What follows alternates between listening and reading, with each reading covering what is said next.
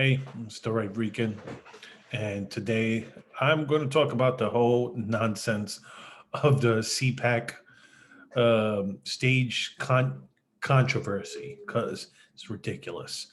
Um, I am going to share. I'm going to show you. This is what I did. I want to go to. I just did search for the hashtag boycott Hyatt, just so people could see the crazy stuff. Hey Hyatt, we're boycotting your hotels for supporting and allowing white supremacists to hold CPAC. Um, this is the first one. Before I go down reading more of them, what I want to talk about is, and see, so this is the whole thing about when people go, when you talk about the whole thing linking January 6th to all Republicans and all conservatives and all everyone on the right was responsible for January 6th. This is where you when they talk about the whole thing about white supremacy and race, white supremacy and Nazi and all linking this. You could find, can you find a Nazi or white supremacist at any given valley? Of course, but that's like, the left hates when you call them socialists or Marxists. But meanwhile, go to an Antifa rally and see if you ever see like a Soviet flag. Does that make if you're going to make the same comparison, then you're going to say, oh, everybody in that group are communists. So, this is the whole thing. When you're linking January 6th to what happened to just regular old people on the right, this is the stuff that what you're gonna get. Is the whole thing. You had people on January 6th that believed a conspiracy theory. You had QAnon people that were probably those are the people that most likely were the ones. If you probably did a survey, those are probably the people who actually, went into the Capitol building, or people who believe the QAnon conspiracy nonsense, which I'm gonna criticize because that stuff I never paid attention to. The stuff I didn't even bother because I'm like, that's just stuff. It's just crazy stuff.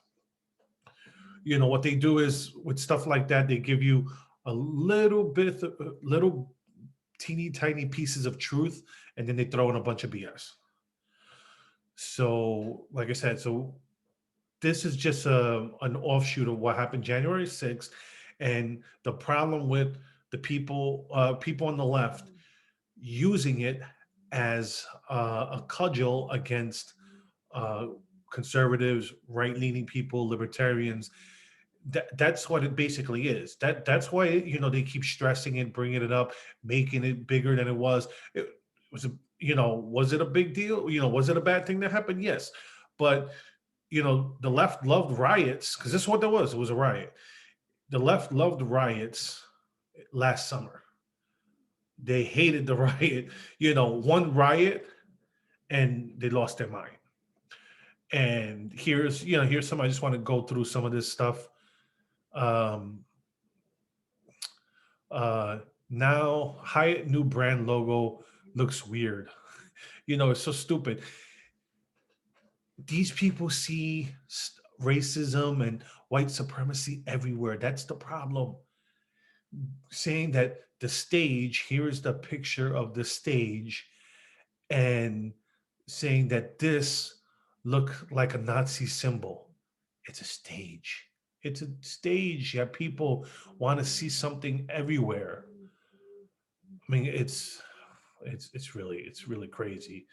Uh, and here, Alyssa Milano. We know how reliable she is. Even her own co-star called her out on her nonsense. Um, so here's is this the statement? Hyatt's most fundamental responsibility is to provide a safe and inclusive environment for all our colleagues, guests, and customers. Our commitment to this principle is informed by our purpose as a company to care for people so they can be their best. We take pride in operating in a highly exclusive environment, and we believe that the facilitation of gatherings is an essential element of what we do as a hospitality company. thank you, Hyatt, for not giving in to the mob. This is ridiculous. And this whole thing of boycott Hyatt, this is when people talk about, when us in the right, when we talk about cancel culture, this is what we're talking about. You are trying to boycott Hyatt for um, hosting an event that's gone on for years. And here's the crazy stuff that, if you're going to criticize QAnon people, then the left either criticize these people, or you're no different than a QAnon conspiracy theorist. If you believe this, then you're no better than someone on the right that believed the QAnon nonsense. Because this is, I mean, seriously, this is what they're. I mean, you can find stuff anywhere, and this is what they're talking about. So if we're gonna go back to having a united country, we need to stop with this nonsense. Where you're seeing your own.